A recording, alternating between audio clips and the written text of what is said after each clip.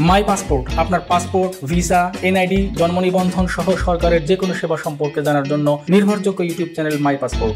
শুভেচ্ছা নেবেন, আশা করি সবাই ভালো আছেন। আজকে আপনাদের সাথে NID, passport, power of attorney এবং প্রবাসীদের যে নানান প্রবঞ্চনা সেই বিষয় নিয়ে আলোচনা করব।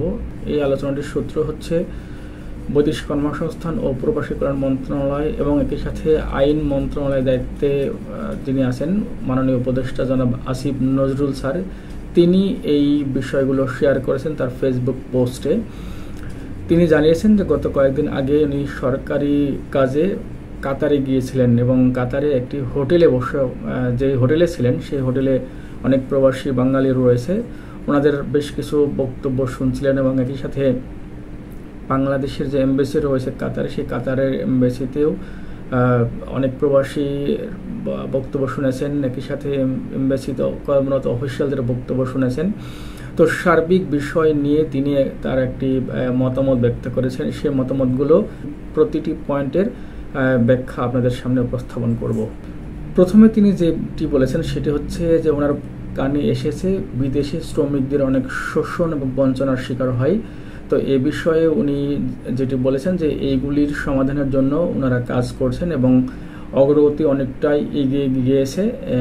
এই বিষয়ে ওনারা বিস্তারিত পরে জানাবেন, বাট যেহেতু ওনার কাছে প্রতিনিয়ত এই বিষয়ে মেসেজ যায় এবং এখন একটি প্রাইম টাইম, উপযুক্ত সময়, এই কারণে এই সময়টাকে তিনি ক্যাপিটালাইজ করে প্রবাসীদের যে সকল প্রবঞ্চনার শিকার রয়েছে, অর্থাৎ বিদেশে কর্ম করতে গিয়ে যে সকল প্রবঞ্চনার শিকার হন সেগুলি নিয়ে অনেকটাই অগ্রগতি আছে ওনার কাছে, বাট উনি পরে জানাবেন। আরেকটি বিষয়ে যে মতামত তিনি ব্যক্ত করেছেন সেটি হচ্ছে প্রবাসীদের কাছে প্রবাসীগণ ওনাদেরকে জানান যে তাদের পাসপোর্ট, এনআইডি এবং পাওয়ার অফ অ্যাটর্নি, অর্থাৎ পাওয়ার অফ অ্যাটর্নিটা এর আগে অনেক ভিডিওতে বলেছে, আজকে বিস্তারিত না বলি। এইগুলি নিয়ে যে সমস্যা আছে সেই সমস্যাগুলোর বিষয়ে জনাব আসিফ নজরুল স্যার যে বক্তব্য দিয়েছেন সেটি হচ্ছে যে এই সমস্ত প্রক্রিয়াগুলো, অর্থাৎ পাসপোর্ট পাওয়ার প্রক্রিয়া, এনআইডি পাওয়ার প্রক্রিয়া, সব প্রক্রিয়াগুলো সহজীকরণ করার বিষয়ে উদ্যোগ নেবেন এবং এগুলির বিষয়ে আলোচনা চলমান রয়েছে।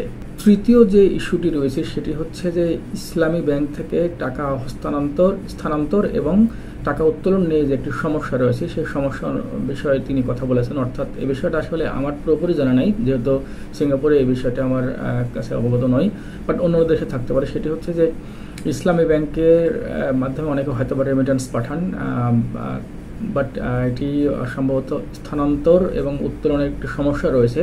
এই সমস্যা নিয়েও আসলে কাজ চলছে। এই বিষয়ে উনি বাংলাদেশ ব্যাংকের সাথে কথা বলেছেন। বাংলাদেশ ব্যাংক, মেবি এটা টেকনিক্যাল প্রবলেম, আমার পুরোপুরি জানা নেই। এই বিষয়ে আসলে যারা ভুক্তভোগী তারাই বলতে পারবে এবং ইসলামী ব্যাংক বলতে পারবে এবং আসিফ নজরুল স্যারের কাছে কীভাবে বিষয়টি গেছে স্যারই বলতে পারবেন, আমার জানা নেই বিষয়টি।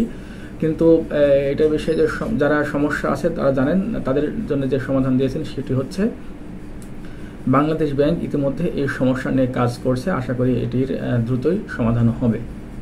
চতুর্থ যে বিষয়টি সেটি হচ্ছে যে কর্মসংস্থান এবং পারিশ্রমিক বা বেতন। বিদেশে অনেক প্রবাসী হয়তোবা কর্মসংস্থানের সমস্যা রয়েছে এবং যে কর্মে নিযুক্ত রয়েছেন সে কর্মের যে পারিশ্রমিক সে বিষয়ে হয়তো একটু রেশনালাইজেশন করা দরকার।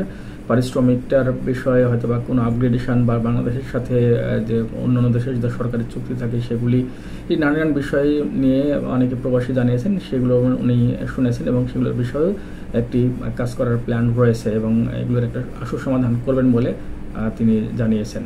আরেকটি ইম্পর্টেন্ট বিষয় সেটি হচ্ছে আপনারা অনেকে জানেন যে আজ অবধি, অর্থাৎ আজকে 29 নভেম্বর 2024 তারিখ, সারা বিশ্বে বাংলাদেশে যখন প্রবাসী রয়েছেন যাদের এমআরপি পাসপোর্টের আবেদন করা ছিল তারা এমআরপি পাসপোর্ট আপাতত পাচ্ছেন না। তো এগুলো নিয়ে উদ্বেগ জানিয়েছিলেন। তো জনাব আসিফ নজরুল স্যার যে আশ্বাসটি দিয়েছেন সেটি হচ্ছে তিনি পাসপোর্ট অধিদপ্তরের ডিজির সাথে কথা বলেছেন। ডিসেম্বরের মধ্য থেকে, অর্থাৎ মধ্য ডিসেম্বর থেকে পাসপোর্ট প্রবাসীদের হাতে পৌঁছানো শুরু করবে, এই মর্মে তিনি জানিয়েছেন।